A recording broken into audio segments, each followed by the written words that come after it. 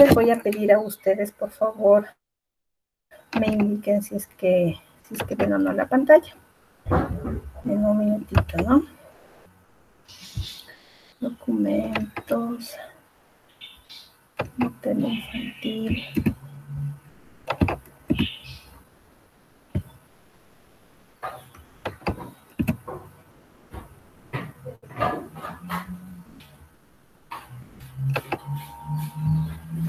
Ya, estamos entonces aquí.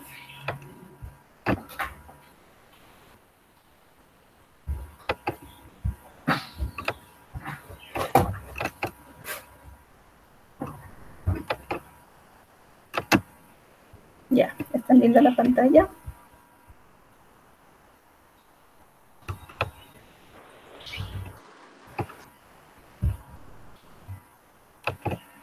¿Están viendo la pantalla? Sí, licenciada. Yes.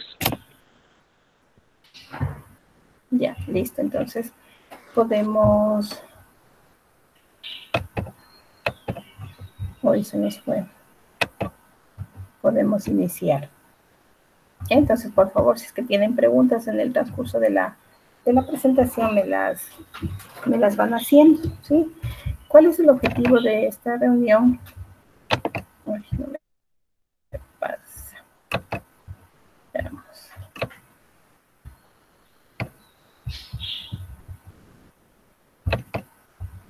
Ahí sí la pueden ver.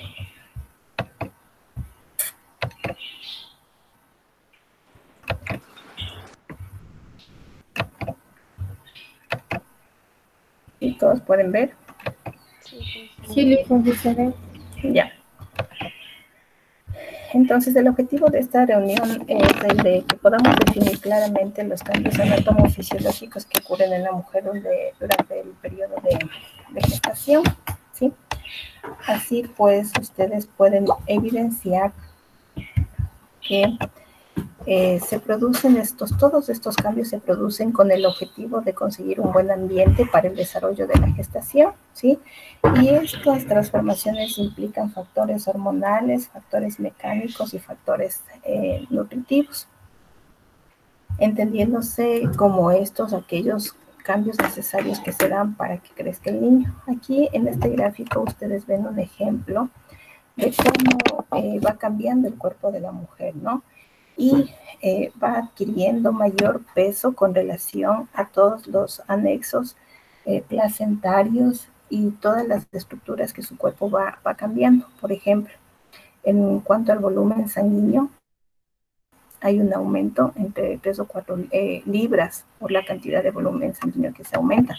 Hay un mayor cantidad de líquido que igual equivale a 1 o a 4 libras de aumento.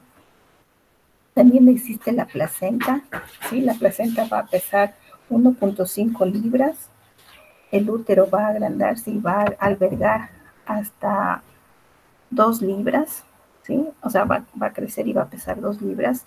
El líquido amniótico, ¿sí? 1 libra más. El acúmulo de grasa, miren, el acúmulo de grasa a través de todo el cuerpo va a bordear entre los 6 u 8 libras. Los senos también, las mamas van a crecer y van a estar entre las 2 libras.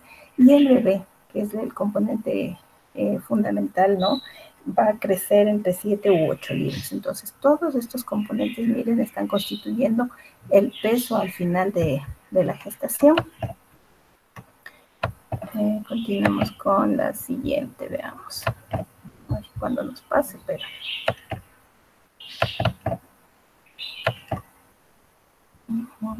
No nos quiere pasar. Veamos bien esta.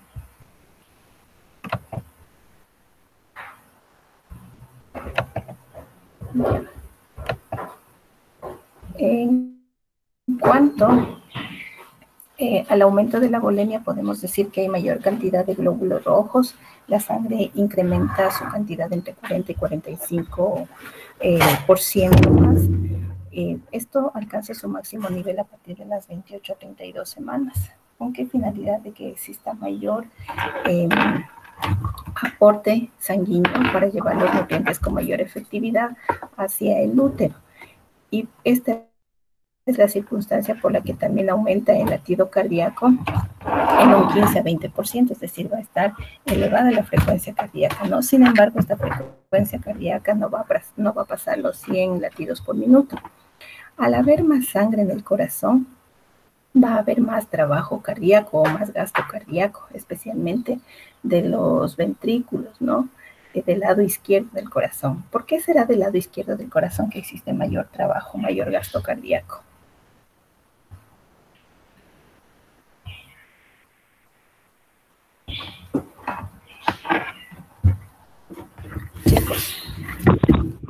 Yo dicen porque el bebé al crecer, el corazón sube y se coloca a ese lado. No. ¿Por qué hay más gasto cardíaco en el corazón de la madre? Y del lado izquierdo, en la fase de sístole.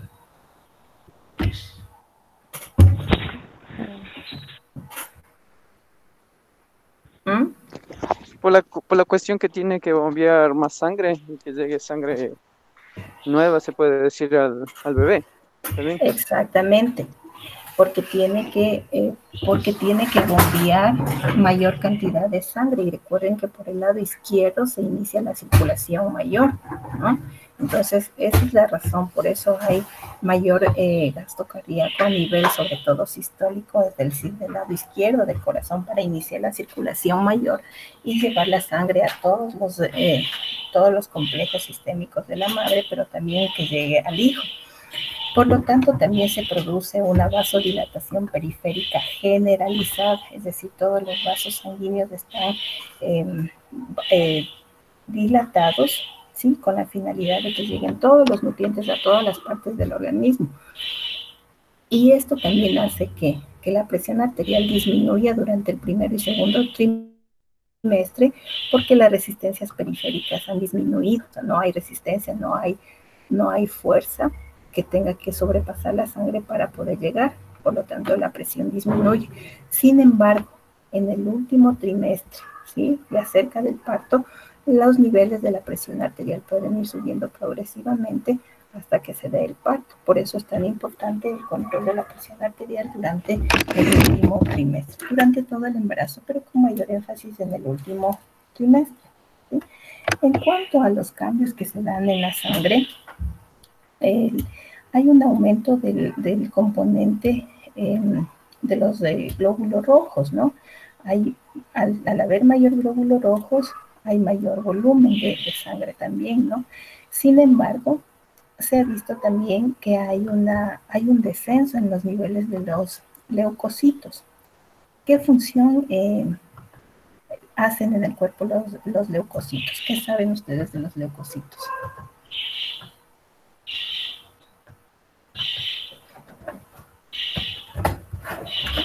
Voy a empezar a preguntar, a ver, Jonathan, ¿qué función cumplen los leucocitos en el organismo?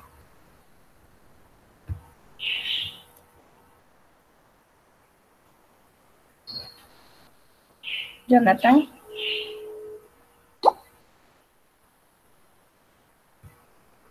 Mandelice, no le escuché bonito. ¿Qué función cumplen los leucocitos en el organismo?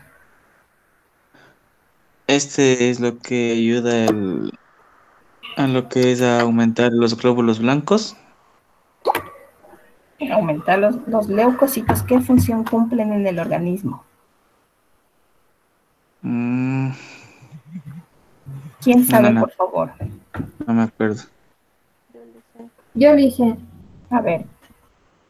Son células encargadas de defender al organismo de infecciones y también contribuyen a la eliminación de residuos. Ya. Tejidos. Ajá, gracias. Gracias, Nicole. Los leucocitos cumplen la función de defensa, es decir, están activando el sistema inmunológico, ¿sí? Y por eso hay en el embarazo un descenso de los leucocitos, sobre todo en el primer trimestre. Recuerdan que el organismo necesitaba de una enzima que regule el sistema inmunitario, que lo frene para que no se produzca un rechazo del embarazo. ¿Se acuerdan en la clase de de cambios metabólicos que habíamos visto, ¿sí? Y de hormonas, ahí se produce un freno, un pare al sistema inmunológico en el embarazo con la finalidad de que no rechace el embarazo. Entonces, por eso hay un descenso de los leucocitos, ¿no? Sin llegar a que desaparezcan, porque de todos modos necesitamos un sistema de defensa. Pero esa es la razón por qué la mujer también está proclive durante el embarazo a contraer enfermedades, porque su sistema inmunológico va a decaer. Con estas características ustedes van a encontrar hemoglobinas en los exámenes de una mujer de 11 gramos por decilitro y con un hematocrito de 34%. ¿Sí? Son datos un poco elevados, pero que para el embarazo se encuentran bien. Y también van a encontrar ustedes una hipercoagulabilidad, es decir, que hay mayor propensión a que se formen trombos, ¿no? Que se formen coágulos, y por eso también se pueden formar varices, ¿no? En el sistema venoso, sí, está sucediendo algunas cosas importantes. Hay una compresión de la cava inferior a nivel de las ingles. La cava inferior va a irrigar los miembros inferiores, la pelvis, la vulva, y cuando hay una compresión, porque la cabeza del niño está comprimiendo esta zona, va a haber una deficiencia en la distribución de la sangre. Por eso es que durante el embarazo pueden aparecer, ¿cómo se llaman? Pueden aparecer varices en los miembros inferiores, pueden aparecer varices a nivel de la vulva, puede haber hemorroides por esta misma situación. Mire, entonces es importante a la madre indicarle que durante este periodo debe utilizar medias elásticas, tacones bajos para que no interfiera en el retorno venoso, ¿no? Porque mientras más alto es más propenso a que se disminuya el retorno venoso. Hacer reposo con las piernas elevadas.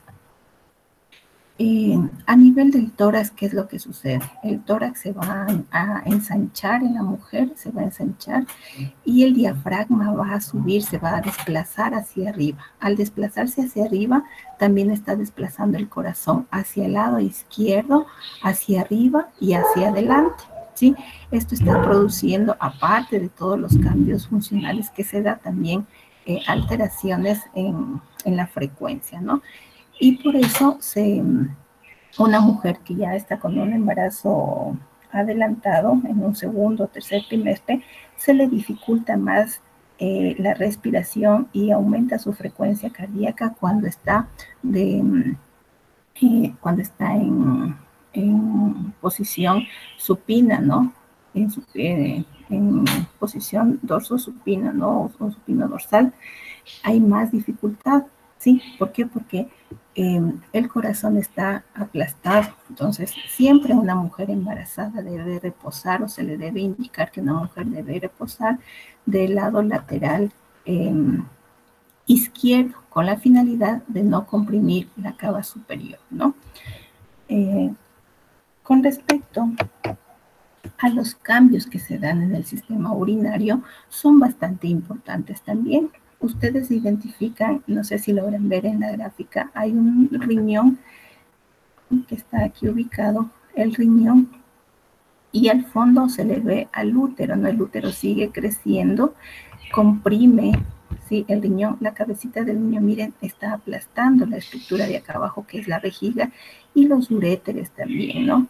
Los riñones también van a sufrir una hipertrofia. Cuando ustedes escuchan hipertrofia en medicina, ¿qué significa hipertrofia? Sinónimo de qué es hipertrofia.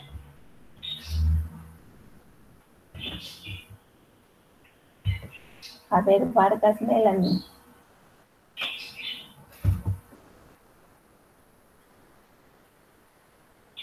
La hipertrofia, sinónimo de qué es. De crecimiento, Lisa. Exactamente, la hipertrofia significa un crecimiento, ¿no? Un crecimiento mayor a lo normal. Entonces, los riñones durante el embarazo se hipertrofian, es decir, crecen más. ¿Por qué? Porque la unidad de filtración glomerular, que es aquella que produce la orina y que está filtrando las toxinas del organismo, hay en mayor cantidad, ¿sí? Son dos entidades que están trabajando y estos riñones tienen que funcionar más. Además, hay más flujo sanguíneo hacia los riñones, ¿no? Con la finalidad de extraer nutrientes y pasarlos a través de la placenta al niño. Entonces se produce una hipertrofia. Al haber mayor cantidad de orina, lo que se va a presentar en la mujer es la polaquiuria, ¿no? Que es el aumento de la frecuencia en ir al baño, en ir a orinar. Además, se va a producir un reflujo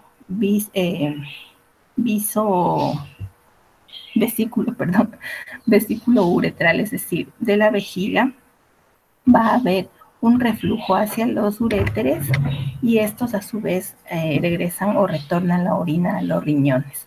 ¿Con qué consecuencia? Que las bacterias que ya están en la vejiga pueden ascender por los uréteres y llegar a los riñones. Es por eso también que en la mujer hay mucho riesgo de que se produzcan enfermedades, infecciones de las vías urinarias por esta situación. ¿Sí? ¿Qué más se produce? ¿Qué otros cambios podemos evidenciar? A nivel del aparato de las mamas, ¿no? Vamos a encontrar también hiperplasia e hipertrofia de los alvéolos mamarios. ¿Qué es la hiperplasia? La hiperplasia es el aumento en la cantidad de células, ¿no? Van a haber más células y la hipertrofia ya saben que es el agrandamiento de los alvéolos mamarios. ¿Con qué? Con la finalidad de que las mamas se vayan agrandando y vayan llenándose posteriormente de leche, ¿no? A través de los conductos galactíferos. La red venosa, llamada red venosa de Haller, aparece, sí, es más visible, es una red venosa superficial que está irrigando la mama y la está engurgitando, es decir, llenándola para que luego se llene también de sangre, de leche. La aparición del calostro se instaura a partir de las 12 semanas de gestación y el calostro, ¿sí?, lleva alrededor de 700 bacterias y virus que van a ser transferidos inmediatamente después del parto al bebé, ¿no? Estas virus, estas bacterias van a ser transferidas inmediatamente, creando o haciendo que el niño, el sistema inmunológico del niño, cree inmunidad inmediata, ¿no? Ayer me preguntaban en la clase cómo podemos hacer artificialmente que llegue esta inmunidad. No hay una forma artificial para suplantar este traspaso de inmunidad. Imagínense que en esa poca cantidad de calostros se llega a cubrir 700 tipos de virus y de bacterias para crear inmunidad. Tendríamos que tener una vacuna para 700 tipos de virus, ¿no es cierto? Y no la conseguimos. A lo mucho tenemos una vacuna, una pentavacuna que trata cinco entidades, ¿no? Entonces miren la importancia del calostro. En el gráfico ustedes ven aquí en esta parte la hiperpigmentación que se produce en el embarazo de la piel, entre esas los pezones, y alrededor de los pezones ven unos abultamientos que se llaman los tubérculos de Montgomery. Estos tubérculos de Montgomery, ¿sí? La finalidad de estos tubérculos es de captar el momento de la succión, ¿sí? El momento de la succión, estos son los sensores, digamos, ¿no?, que captan en el seno la succión y llevan ese impulso nervioso hacia el cerebro para que el cerebro estimule la producción de leche. Esa es la funcionalidad. Por eso estos montículos se empiezan a multiplicar y empiezan a evidenciarse durante el embarazo, y en la lactancia pues son ya totalmente evidentes, ¿no? ¿Alguna pregunta, por favor, hasta aquí?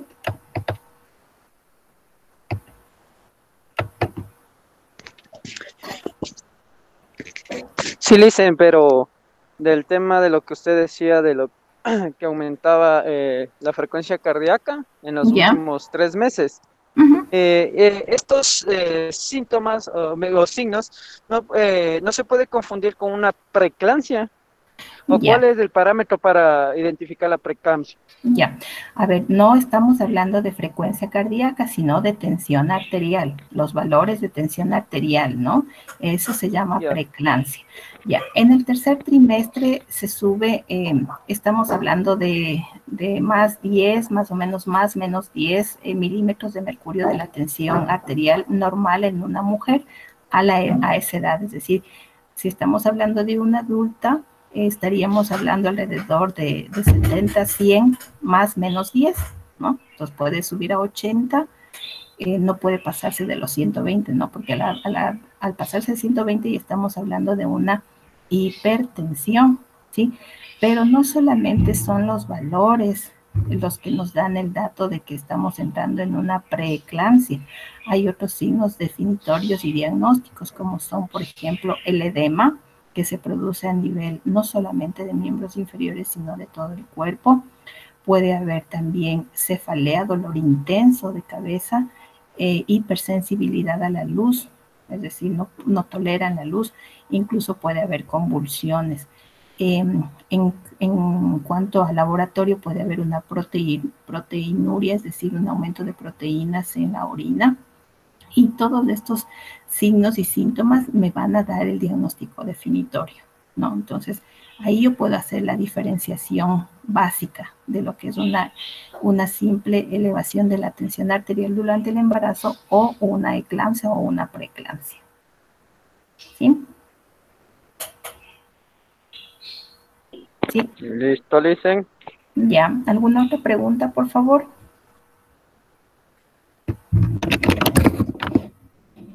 ¿No? Bueno, entonces vamos a continuar con los cambios en el aparato genital. Ya sabemos que a nivel del aparato genital hay muchos cambios, ¿sí? Empezando desde la coloración de su piel, ¿no es cierto? La piel, por efectos hormonales, se hiperpigmenta a nivel de la vulva de la vagina. El cuello uterino, por acción de la progesterona, se engrosa y a su vez también se hace más elástico, ¿no? Aparece el tapón mucoso, perdón, que está sellando el ingreso al cuello uterino. Sin embargo, hay un mecanismo fisiológico de defensa, es propio del embarazo y se llama la leucorrea fisiológica. ¿Sí? La leucorrea fisiológica es justamente el aumento de la secreción vaginal, es de color blanquecina y su finalidad es el momento en que sale ir adaptando todas las bacterias que ingresaron a la vagina y que pueden subir hasta el cuello del útero, con la finalidad de proteger el producto que está dentro del útero, ¿no? Entonces se va a producir esta leucorrea fisiológica. En relación a esto hay que educar a la madre y decirle que esto es un proceso normal, que tiene que higienizarse mejor la zona vaginal, lavándose simplemente con agua. No necesita ponerse jabón porque estaríamos cambiando el pH de la vagina y eso es riesgoso y es más propenso para sufrir de infecciones. Hay que indicarle que los protectores diarios, si los utiliza, deben ser cambiados con mayor frecuencia en esta época, es decir, un protector diario normalmente dura a lo mucho de 3 a 4 horas. Durante el embarazo tendrá que hacer cambios frecuentes de 2 horas para no tener acumulado bacterias y que no se produzcan infecciones, ¿sí? Entonces, esa es la principal novedad con respecto al aparato genital. En cuanto al aparato respiratorio, podemos hablar de que en el aparato respiratorio también hay modificaciones importantes que hay que considerarlas, en especial con relación a las mucosidades de la nariz y de la faringe, ¿sí? Las vellosidades han disminuido su movilidad y por lo tanto hay mayor propensión de que las virus y bacterias entren a través de la nariz e inunden el tracto respiratorio. Es por eso que hay que proteger a la mujer embarazada de estar en contacto con personas que estén enfermas de las vías respiratorias, ¿no? la capacidad de los pulmones también se ve disminuida por el desplazamiento que existe en el tórax, por la subida del diafragma, ¿no? Entonces, como que va a aumentar sus respiraciones para poder solventar la gran necesidad que tiene de oxigenación. En la época del embarazo va a necesitar mayor cantidad de oxígeno celular, ¿sí? ¿Y cómo la tomamos? ¿Cómo sabemos? A través de la saturación de oxígeno, ¿no? Entonces, yo ya les he dado ese dato. ¿Cuál es el nivel mínimo permitido en una mujer embarazada de saturación de oxígeno?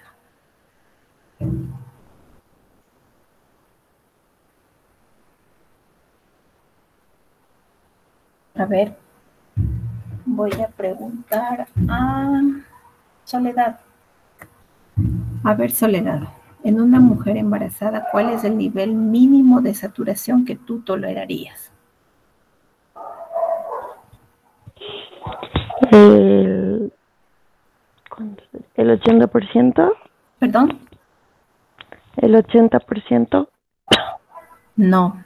¿Alguien sabe el dato?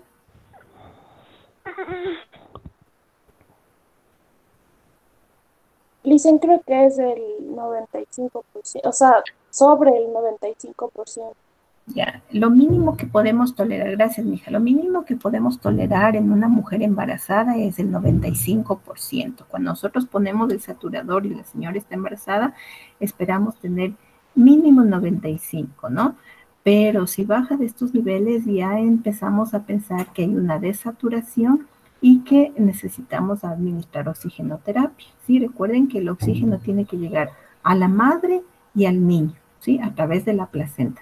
Cuando hay desaturación va a haber una desoxigenación grave en el niño y eso puede traer consecuencias fatales. Entonces, rápido hay que actuar, ¿no? No dejar que baje la saturación de oxígeno.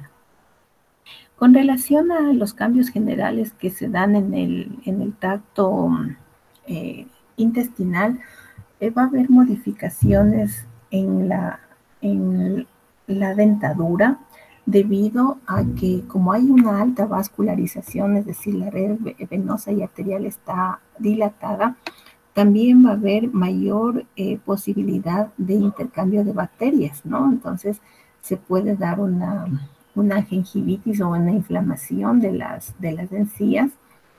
Y como hay esa dilatación de los vasos, también el dulce va a penetrar con mayor facilidad a las estructuras dentales y puede causar caries dental. Si ustedes han visto que, o han de haber escuchado que durante el embarazo se me dañó la dentadura totalmente. Primero por la pérdida de calcio que se da normalmente, o el aporte de calcio que se da al feto, y luego también porque hay una mayor vasodilatación y eso hace que las bacterias lleguen con mayor facilidad a los dientes y se nos dañe. Por eso hay que indicar que el aseo dental tiene que ser más prolijo con la finalidad de que la mujer no pierda sus piezas dentales, ¿no? En esta época también se va a dar un aumento en la secreción de la saliva, a esto se le llama la cialorrea, y va a haber una sensación de un sabor amargo en la boca, sobre todo en el primer trimestre, que va unido a la hiperemesis gravídica. ¿Qué es la hiperemesis gravídica? Son los vómitos matinales que se dan, ¿no? Es por eso, producto de que se da esta hiperemesis, producto de la progesterona, ¿no? Recuerden que la progesterona es la que nos está alterando y está produciendo estas características propias del embarazo. ¿Cómo disminuimos estos síntomas, ¿no? Le vamos a explicar a la señora que en la mañana es bueno que coma galletas o carbohidratos, un pedazo de pan, una galleta, para que este sabor amargo se diluya y se pierda, ¿no? Y pueda luego alimentarse con tranquilidad. Indicarle que tiene que lavarse más frecuentemente la boca. Al estar el estómago desplazado hacia arriba, la capacidad de almacenamiento es menor, por lo tanto hay que decirle a la señora que coma menos cantidad en porciones pequeñas, pero más frecuentes, ¿no?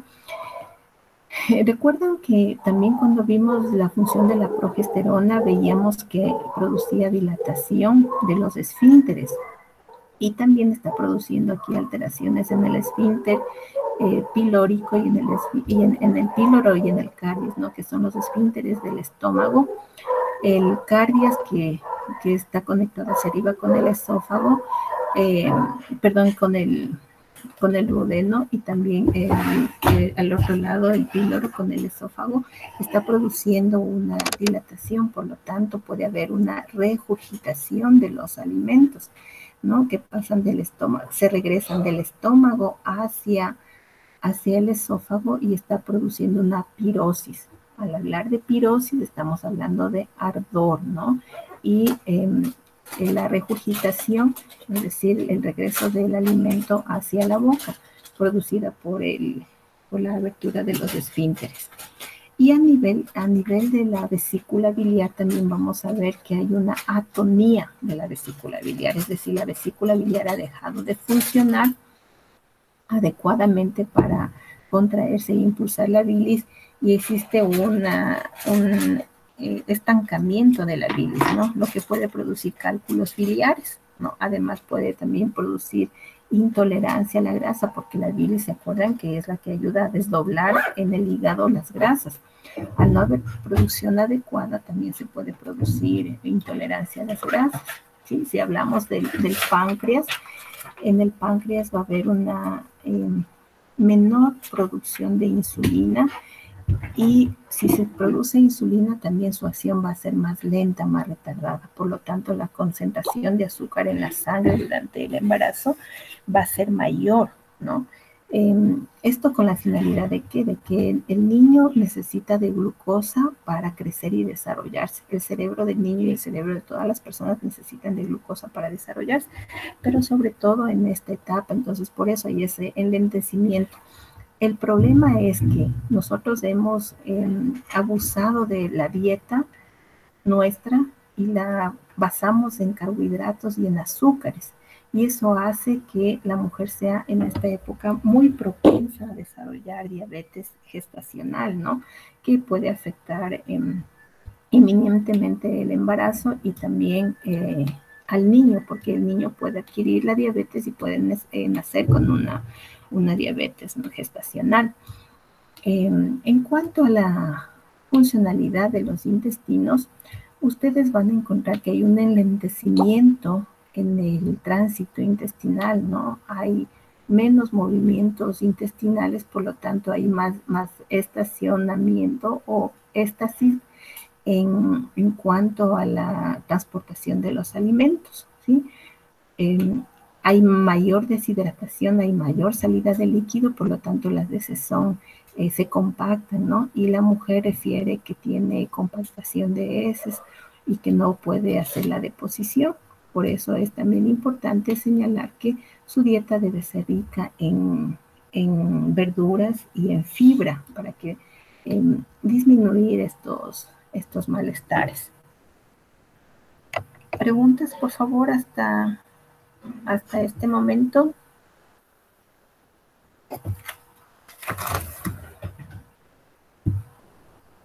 ¿Ninguna? ¿O ya se durmieron todos?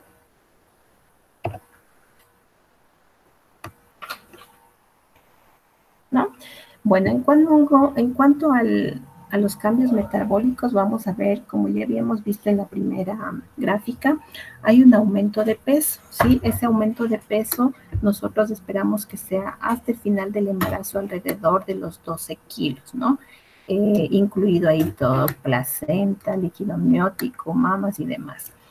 La OMS refiere que el máximo de aumento de peso en una mujer tiene que ser de 15 kilogramos, ¿no? Si estamos hablando más de eso, ya estaríamos entrando en un proceso de sobrepeso que va a ser también riesgoso para el niño. Como ya les había indicado, el consumo de oxígeno es mayor, ¿sí? Porque el metabolismo basal, es decir, la necesidad de nutrientes aumenta en un 20%. Y algo particular e importante que se produce en el embarazo es que durante la primera mitad del embarazo se va a producir el anabolismo. ¿Qué es el anabolismo? Es el guardar reservas en el organismo para luego utilizarlas, ¿no? Es como cuando los animalitos hacen invernación, están guardando reservas, están entrando en un proceso de anabolismo. En el embarazo se produce exactamente lo mismo. Durante la primera mitad del embarazo voy a empezar a guardar reserva. Por eso es que durante esta mitad de embarazo es de la época en donde la mujer aumenta con mayor facilidad de peso, ¿sí? Sin embargo, hay que recalcar que durante los primeros meses de embarazo, las primeras semanas de embarazo, la mujer no tiene aumento de peso, sino una baja de peso debido a la hiperemesis gravídica, la cual cuando ya pasa empieza a generar ya aumento de peso. Y durante la segunda mitad del embarazo empieza a producirse el catabolismo. El catabolismo es el consumo de estas reservas para distribuirlas al niño y que empiece ya a crecer y a desarrollarse. Entonces, estos dos fenómenos se producen en el embarazo. Por eso es importante durante en la primera mitad del embarazo saber bien qué es lo que se come, porque si usted va a comer puro grasa, lo que está almacenando es depósitos de grasa que no son beneficiosos en ningún sentido para el niño y menos para usted, ¿no? En cuanto a los cambios endocrinos, ustedes pueden observar que va a haber una disminución o una anulación de la producción de LH y FH, ¿sí? Estas dos hormonas son aquellas que intervienen en la ovulación y en la menstruación. Como ya no hay estas entidades, estas totalmente desaparecen, pero hay un aumento progresivo de la progesterona, de los estrógenos y de la prolactina, ¿sí? La progesterona y los estrógenos se mantienen en niveles similares durante todo el embarazo, pero la prolactina y la oxitocina van a aumentar significativamente a raíz del último trimestre y con mayor énfasis en el momento del parto, ¿no? Para intervenir directamente en el parto. Y finalmente, vamos a ver aquellos cambios psicológicos que se producen, ¿no? Ustedes ven que a nivel físico hay cambios bastante drásticos, bastante importantes en la mujer, ¿no? Y por ende estos cambios están produciendo también alteraciones psicológicas. Por ejemplo, en el primer trimestre hay una ambivalencia afectiva, es decir, la mujer pasa fácilmente de sentimientos de felicidad a sentimientos de preocupación y de tristeza. Es una mujer que fácilmente empieza a llorar, ¿no es cierto? En esta etapa hay una formación de la entidad maternal, ¿sí? Y también se produce un proceso de introversión, es decir, está preocupada, introvertida, y hay una labilidad emocional. Durante el segundo trimestre, ya la evidencia es real de que existe el embarazo, la mujer lo asume con mayor seguridad y tranquilidad. Empieza a haber una preocupación más bien por el bienestar del hijo, ¿sí? Y ha aceptado de buena forma ya pues todos los cambios que se están produciendo en su cuerpo. También demanda que su estilo de dieta sea diferente y el que se vaya adaptando poco a poco, ¿no? Es decir, que los hábitos que lo tenía antes, por ejemplo, de fumar, de tomar, de bailar, ya no va a poder continuar haciéndolos, pues porque ya el embarazo y los cambios físicos no lo permiten, ¿no? Y finalmente, durante el tercer trimestre, ya la imagen corporal cambió definitivamente. Ya muchas mujeres ya la han aceptado con resignación, son totalmente evidentes los cambios, y en esta época lo que empiezan es a fantasear, ¿sí?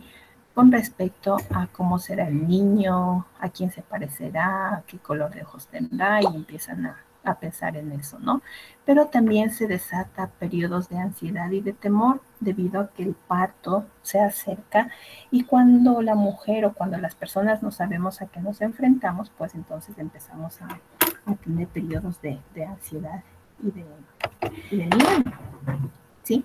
Como ustedes pueden observar, miren, los cambios que se producen son cambios bastante significativos, bastante importantes, van a determinar la calidad de vida, la calidad de producto. Ustedes saben que a los niños cuando nace o cuando se refiere a un niño en el vientre se dice producto, ¿no es cierto? La calidad de producto que se lleva en el vientre va a estar determinado por estos cambios fisiológicos, pero también por los cambios emocionales, ¿sí? Ahora sí, pues dejo abierta la tribuna para poder escuchar de ustedes inquietudes o preguntas que tengan al respecto. Yoli, buenos días. Dime, yo vi el video, soy Leina. Yo vi el video así que nos subió a la plataforma y ahí decía que el feto, o sea, ya cuando estaban en el tercer trimestre, más o menos me acuerdo, que expulsaba sus secreciones y luego las volvía a absorber. Eso no entendía bonito, ¿cómo es el proceso? ¿En el parto dices? No, dentro del óvulo, o sea, ya está en el tercer trimestre y el bebé expulsaba sus excreciones, ¿no?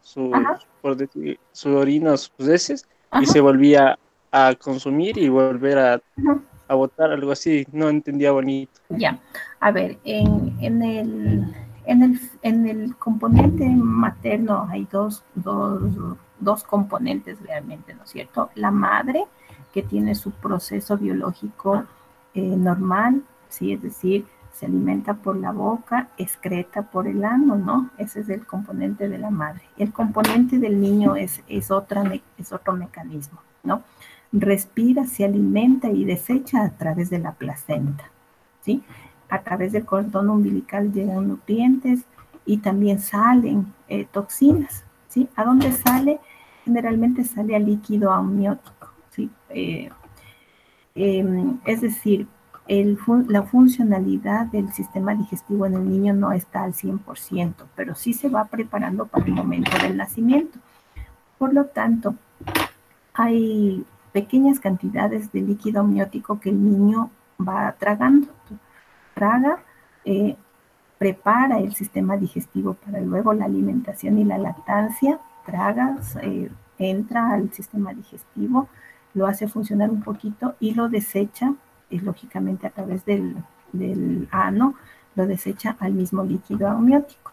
En el líquido amniótico es reabsorbido, ¿sí? Por células fagocitarias, reabsorbe y nuevamente produce una recirculación, digamos, ¿no? Una reutilización, un reciclaje de los nutrientes y de las toxinas las desecha o las acumula en la placenta o las desecha a través de las dos venas que tiene y de la arteria, ¿no? Igual en la placenta, recuerden que las dos venas llevan sangre oxigenada y la arteria lleva sangre con CO2. Entonces en la arteria va a salir todas aquellas toxinas que no han sido utilizadas por el bebé. Pero sí, en el líquido amniótico se hace el depósito de los desechos y el ensayo de las deposiciones y los desechos que salen del niño, ¿sí? Eso se llama meconio, no se llama, cuando el niño nace, se llaman meconios, ¿no? Es la alimentación que el niño ha tenido a través de la placenta y por eso es de color negruzco, ¿no? Y pegajoso. Es como un dulce de panela, digamos, ¿no? Más o menos la consistencia, las características. Es la primera deposición que el niño hace y también lo puede hacer dentro del vientre, ¿no? Pero cuando sucede, generalmente lo hace en pequeñas cantidades durante el embarazo, pero cuando ya se ha producido el parto y el niño está entrando en sufrimiento fetal, es decir, se está ahogando netamente y se produce salida de meconio, ¿no? Y esa es una indicación de que el niño es que extraerlo rápidamente porque hay sufrimiento fetal. Entonces no quiere decir que el niño entró en ansiedad de poder respirar y hasta se hizo la deposición para poder salir, y eso no es bueno para el bebé porque luego le va, si traga el líquido amniótico con esas características, pues le puede dar una infección intestinal. Sí, ese es el mecanismo que se maneja dentro del componente fetal. No sé si te quedó claro. Sí, Lisa, muchas gracias. Bueno, Lena. ¿Alguna otra pregunta, por favor, que tengan? Listen, yo tengo una pregunta. A ver, Oliver. Listen, yo también vi el video y me quedó ahí una duda. Decía de los cambios de la piel ¿Ya? y es recomendable usar antisolares y el uso de hidratantes. Uh-huh. Y como en el proceso del embarazo se hace el cuerpo como que más sensible, ¿eso sería perjudicial o cómo, Lice? A ver, todos los cambios que estamos estudiando son, nosotros los llamamos cambios normales del embarazo, son aquellos cambios que se producen para facilitar el embarazo, ¿no? Para asegurarnos el crecimiento del niño. Lo que pasa es que se hace en forma generalizada, el organismo no tiene la capacidad para decir voy a solo producir cambios a nivel del abdomen y que el resto de la piel del cuerpo no pase nada. Lamentablemente no tenemos esa selección tan específica para poder hacer, entonces los cambios se manifiestan a nivel de todo el organismo, son cambios sistémicos. Y con relación a lo de la piel, ¿no? En realidad se vuelve mucho más sensible, ¿sí? Incluso el olfato, el gusto se sensibiliza tanto al punto que si olemos un olor extremadamente fuerte nos da náusea o nos produce repulsión, ¿no es cierto? O tenemos mayor sensibilidad en las manos, ¿no? Es que la mujer también se está preparando para el momento del nacimiento, para que con sus manos pueda acariciar y sentir de mejor manera a su hijo y crear ese lazo de afectividad y de amor, ¿sí? En relación a la piel, la progesterona está produciendo cambio en la coloración de la piel, ¿no es cierto? Y está produciendo cambio de coloración en la vulva, en el abdomen, ¿sí? En el abdomen aparece una franja longitudinal blanca que se llama la mancha blanca o la línea alba o albicans, la línea alba o albicans, que es una mancha blanca, pero también está produciendo mayor melanina, ¿sí? La melanina es la que nos da el color de la piel, ¿no es cierto? Mayor melanina, y que se activa la melanina por acción del sol, entonces se produce el paño, que generalmente nos sale a todas las mujeres. Entonces, por hecho, el paño no nos va a facilitar nada a nosotros, no, más bien nos va a cambiar nuestro aspecto, pero el cuerpo no tiene la selectividad para decir que se produzca solamente la línea albicans y no se produzca mayor melanina en la cara, o sea, no ha llegado a tal especificidad. Entonces, en todos los cambios hay aspectos positivos, sobre todo para el niño, pero lógicamente a nosotros sí nos afecta. Por ejemplo, el hecho de que nuestras articulaciones sean más flexibles, tenemos mayor movimiento, pero tenemos mayor propensión, por ejemplo, a torcernos los tobillos, ¿no? Por eso es que se le dice a la madre no utilice tacones altos, sino zapatos bajos en todo. Entonces, ustedes van a ver que en todos estos cambios son normales, si es que no están afectando mayormente la salud de la mujer, pero que son necesarios para producir un embarazo. ¿Algo más, por favor? Gracias, Lisa. Ya. Dicen yo. Dicen, una pregunta. ¿Es cuento agüero o es verdad de que a los hombres también les da los malestares que a nosotros nos dan? Por ejemplo, hay hombres que cuando nosotros estamos embarazadas le duelen la muela o también tienen mucho sueño, cansancio. Entonces, mi pregunta es si eso es normal, que si los hombres en verdad sienten cuando nosotros estamos embarazadas o son cuentos agüeros. O sea, una base científica no hay realmente porque el hombre no está en nuestro cuerpo y por lo tanto los cambios hormonales, los cambios anatomofisiológicos no se producen. Más bien es una interconexión emocional, ¿no? Ustedes saben que la mente es muy poderosa y si yo le convenzo a mi mente de que yo también tengo esos síntomas, entonces los voy a desarrollar. Recuerden que hay mujeres que se embarazan psicológicamente y que hacer crecer el abdomen, ¿no? Entonces, más bien es una relación emocional, el querer el hombre tratar de entender cuál es este proceso y también experimentarlo de alguna forma. O sea, psicológicamente están adquiriendo ese rol de padres y necesitan ellos saber o entender o figurar alguno de los síntomas para decir pues que sí, que están embarazados también, ¿no? Pero una base científica que diga que hay una conexión, ¿no? Porque no se están produciendo en ellos ningún cambio hormonal ni físico, ¿no? El cambio es emocional. Ya. Lo que pasa es que cuando yo salí embarazada de mis 2 hijos varones, está bien lo que usted dice, pero bueno, uno siempre a veces escucha a los abuelos y todo, y a mi esposo siempre en mis 2 embarazos le dolieron la muela. Era dolor de muela, iban del médico a hacerse atender y todo, y su dentadura era perfecta, pero era dolor de muela. Pero bueno, cuando uno salía de allí, uno iba donde las tías, donde los tíos, donde la abuela, y decían, no, es por el embarazo. O sea, nos metían eso, de que a los hombres también les daban esos síntomas de cansancio, de dolores de muela. A mi hermano también, cuando salió embarazada una de su esposa, también era dolor de muela, y tenía bien su dentadura, pero el dolor de muela no les pasaba hasta que la mujer no daba luz. Y eso siempre nos decía, el hombre también puede sentir. No, científicamente no hay esa razón, pero imagínate lo que podría pasar en los hombres que tienen hijos simultáneos, ¿no? Al mismo tiempo con otra mujer, estarían ya muertos de tantos estragos que les puede dar. Entonces, no hay esa conexión. Ya. Dicen yo una pregunta. A ver.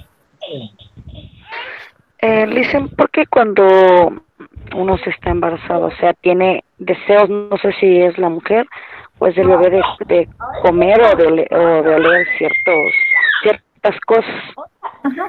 O sea, a algunas personas les gusta hasta comerse jabón, o les gusta el olor fuerte de los perfumes, o el olor de gasolina. Yo he escuchado eso y también me ha pasado.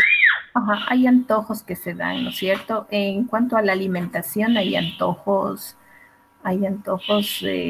naturales, digamos, que el organismo va desarrollando de acuerdo a las necesidades nutricionales que el niño tiene, ¿sí? Sobre todo del niño.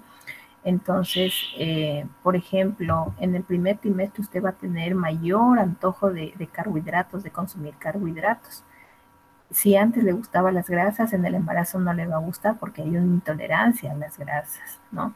Y va a cambiar sus hábitos alimenticios y va a ver que las cosas que antes no comía ahora va a comer porque el cuerpo es sabio y va a empezar a pedir los nutrientes que le hacen falta al niño.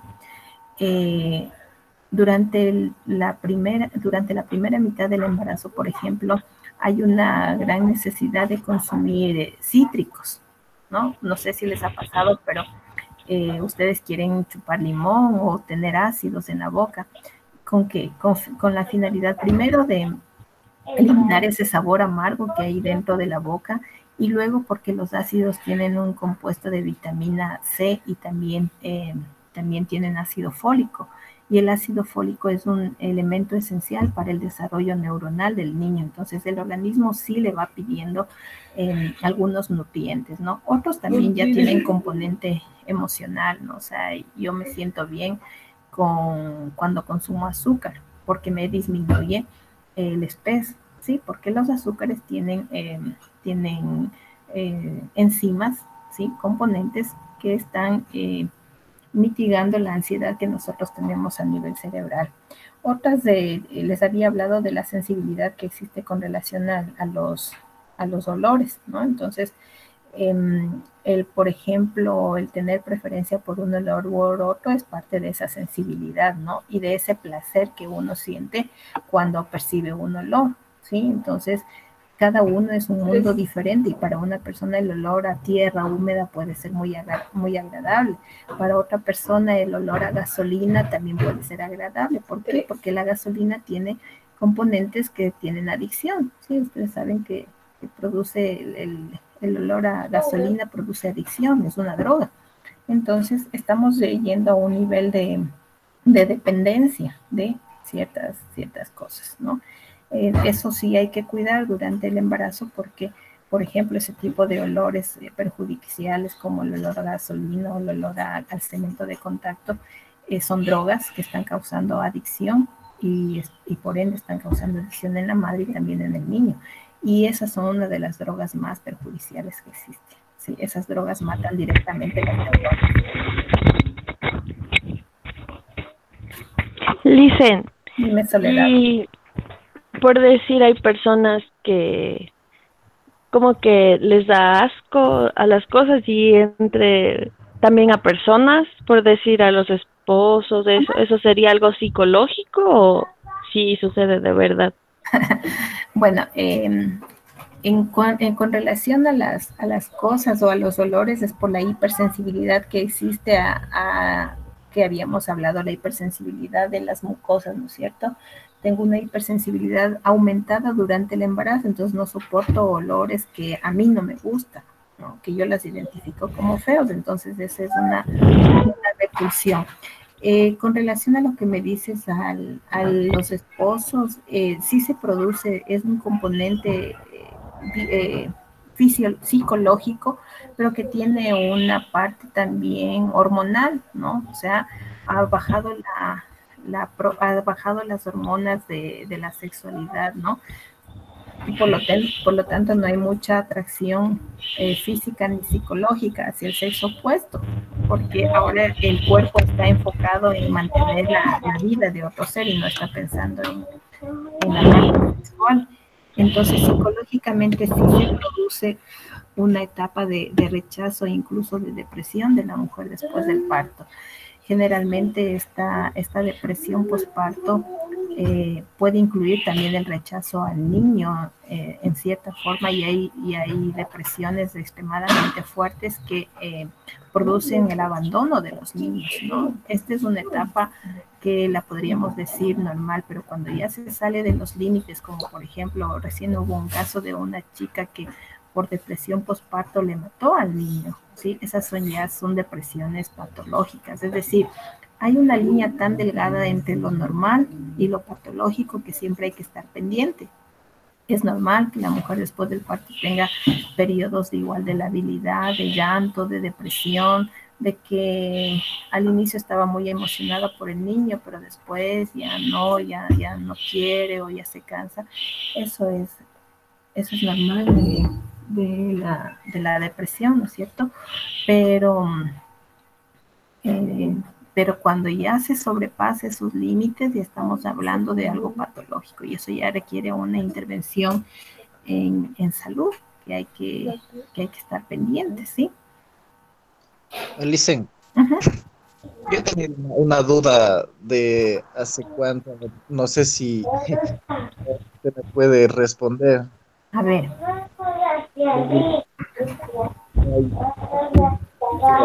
Soledad, ¿puedes apagar tu micrófono para escucharle a Oliver, por favor? Yo sabía comer harto pan. Ya. 3, digamos. Ya. Y a raíz de que nació mi segunda hija, yo no puedo ver un pan. Me da asco y, como dice usted, psicológico. No creo que sea tanto psicológico, o sea, fue de golpe. Así nació mi hija y yo no pude volver a ver un pan. Y no he entendido por qué razón. ¿Nos puedes pasar me puedes pasar a mí eso, por favor, para no poder volver a comer un pan? A ver, tiene el componente psicológico, porque de lo contrario tendrías que tú estar conectado a través del cordón umbilical a tu esposa para adquirir este tipo de actitud, ¿no es cierto? Pero debes encontrar una relación inconsciente en ti que relaciona el pan con algo desagradable, que por eso lo rechaza. O sea, en algún momento de tu vida que tú no te diste cuenta, relacionas el pan con algo feo, ¿no? O sea, pudo haber sido un momento de pronto traumático, tú estabas tan asustado que ese momento tenías un pan y luego traduces ese sentimiento en el objeto que tienes delante. Y eso puede ser puede ser en forma consciente, es decir, yo no puedo ver las flores porque relaciono enseguida al cementerio. Ese es un acto consciente, pero también puede ser un acto inconsciente de tu subconsciente que justo estuvo ahí presente ese objeto y tú transfieres estos sentimientos a ese objeto. De lo contrario, no habría una relación así muy directa, ¿no? O sea, no encontraría yo esta relación. Pero debe haber un episodio que tú lo deberías o lo podrías investigar, que tú relacionas el pan con algo feo, que por eso tu mente lo rechaza y no puedes probar y se te hace feo. Si tú lo pruebas, se te va a hacer feo, se te va a hacer amargo, te va a dar asco. Es porque hay un rechazo inconsciente y lo traduces en el pan. Sí, le sé, porque hasta ahorita ya no es, como le digo, el mismo gusto de comerme un pan como antes. Ya quedó ese mal gusto ahí. Claro, o sea, debe haber inconscientemente algo que tú ligaste, que te pareció feo, que te pareció desagradable, que te pareció sucio, y eso tu mente lo traduce al pan y por eso lo rechaza. Ah, ya, Listen, gracias. En cambio, hay otros componentes que a nosotros nos parecen ricos, que nos parecen excitantes, que nos parecen buenos y por eso queremos consumirlos, ¿no? Eso es el nivel de adicción, por ejemplo, en chocolates, en la cola nomás, digamos, ¿no? En la Coca-Cola o en cualquier refresco que nosotros tomemos. Como nos causa una sensación de placer, no estoy yo diciendo, ay, me voy a tomar, bueno, a veces sí digo, me voy a tomar un vaso de Coca-Cola para sentir ese placer, ese gusto, ¿no? Que se siente en la boca. Pero no todo el tiempo estamos diciendo, ay, me voy a tomar un vaso de cola para sentir, no, o sea, hacemos en forma mecánica, pero se genera ese placer en la cabeza, esa sensación de gusto, o cuando comemos algo que nos gusta, ¿no es cierto? Por eso es que volvemos a repetir esa acción. Lo mismo sucede con las cosas desagradables que en algún momento nos causó asco o miedo o no nos gustó, no las volvemos a repetir, o si las repetimos, volvemos a sentir esa sensación de asco, o de miedo, o de rechazo. Y lo mismo puede ocurrir con las personas, ¿no? Hay personas que nos agradan tanto, pero hay otras personas que no, o sea, que no nos han hecho nada, pero que nos causa así como miedo, como repulsión. Es porque nuestra mente liga esos hechos de forma consciente o inconsciente. Ahí, Listen, gracias. Bueno, ¿algo más? Listen, hola, Listen. Yo creo que, como dice el compañero, mire, él dice que le encantaba el pan y luego de la noche a la mañana dejó, pero bueno, ya nos explica usted que es algo psicológico, pero yo creo que por naturaleza, me imagino que le ha de dar algo a los hombres. Que los hombres no están conectados con el bebé, pero sí le da, sí, pienso yo que sí les da, porque a mi esposo le daba el dolor de muela y daba luz y se le iba todo. Ahorita lo que dice el compañero, pero bueno, no sé si allá en Ibarra digan eso, pero acá siempre en la costa, las abuelas, cuando un hombre decía o un amigo, o a veces uno está conversando con los amigos, uno siempre dice, ay, tengo demasiado sueño, me da unas dormideras todos los días, uno siempre le tira la sátira, una mujer preñada de tener allí. O sea, como que sí sienten a veces los hombres esos. Recuerden que las tradiciones, la cultura, son tan fuertes en los seres humanos que se van pasando de generación en generación, y que las cosas que nos cuentan muchas veces las hacemos verdades nosotros, o sea, nos creemos y las hacemos verdad y decimos, sí, eso sucede. Entonces, pero así como lo descubrí psicológica, porque físicamente no hay, pero de todos modos me voy a comprometer a hacer un análisis más profundo para poder responderles, pero yo físicamente no encuentro relación, porque tendrías que, tú también, o sea, el hombre también tendría que sufrir cambios hormonales y hasta ahora no hay evidencia de que cambien hormonalmente. Esos son los cambios hormonales, dolor de muela, sueño. Claro, porque puede haber mayor propensión a una vasodilatación y entrada de bacterias. Porque mire, porque a veces uno cuando estaba más pequeño, uno escuchaba a mi abuela que de pronto algún hermano o tío le decía, tengo demasiado sueño, alguna mujer preñada, y era efectivo, es de que tenía algún tío o algún hermano o primo alguna chica y uno al tiempo se enteraba de que sí está embarazada alguna novia que él tenía, porque el hombre decía, tengo demasiado sueño, que antes no lo tenía, y comienza a decir, no, tengo demasiado sueño, todos los días me da sueño, y de verdad que las abuelas decían, vos, alguna mujer preñada de tener, que como antes averiguaban. Claro, tendría que averiguarlo, pero, o sea, más del componente psicológico no lo encuentro. O sea, eso te digo, las tradiciones y las costumbres son tan fuertes en una persona que yo me la creo, ¿sí? Y, por ejemplo, yo te digo, si yo tengo fe a un medicamento, ¿sí? Que no tiene ningún componente, solo azúcar, y yo pienso que es un medicamento que me va a salvar de morir del cáncer, yo me la creo y me salvo. Porque mi mente es poderosa. Entonces, lo que tú crees es tan poderoso que se hace, ¿sí? Inconscientemente también el hombre ya está con el pecado en el cuerpo, ¿no es cierto?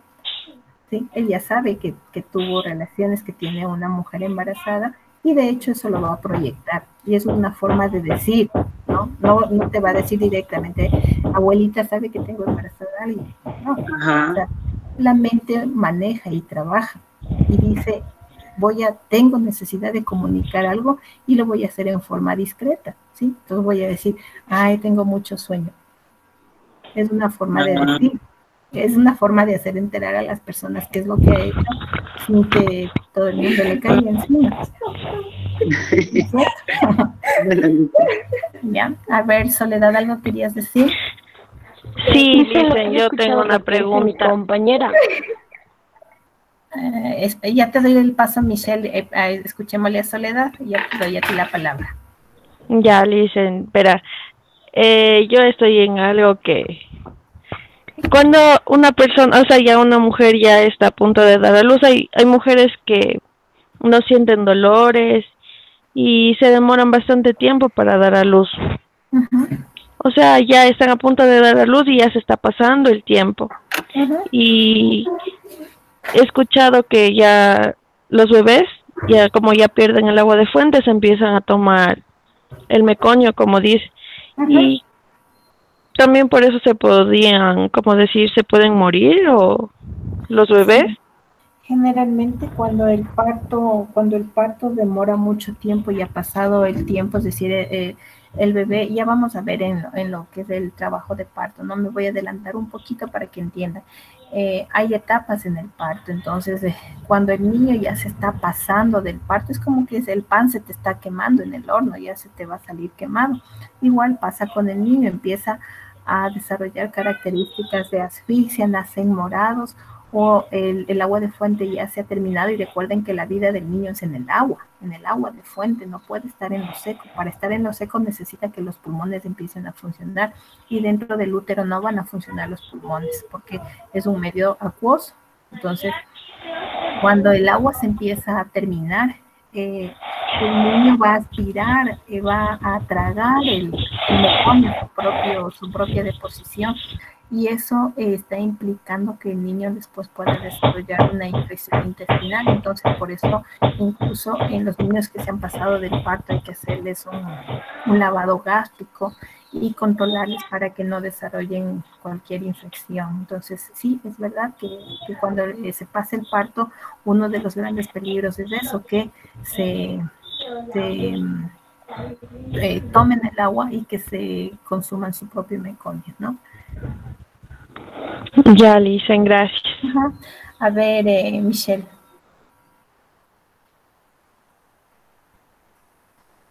Michelle. Ya, Lisa.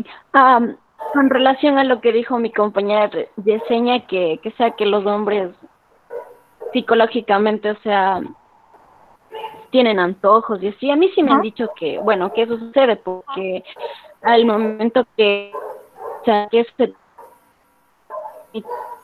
por los besos, o sea, si su pareja está embarazada, dice que hasta le puede transmitir un poco de hormonas al hombre, y por eso es lo que tiene ese tipo de síntomas. No he escuchado eso, pero les prometo que ya voy a investigar a ver si es que hay relación, qué tan verídico es, qué tan verífico es eso, ¿no? No he escuchado nunca no te podría comentar, pero me comprometo para profundizar a ver si es que es verdad y la siguiente clase ya les traigo la respuesta, ¿ya? Gracias de todos modos por ponerme la inquietud. ¿Algo más, chicos? Lin, eso nomás, muchas gracias. Ya, gracias también. ¿Algo más? ¿Alguna otra duda?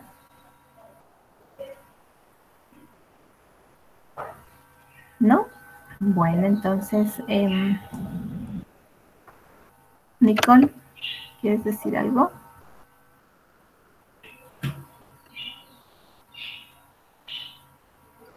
¿No? Bueno, entonces hasta ahí vamos a detener nuestra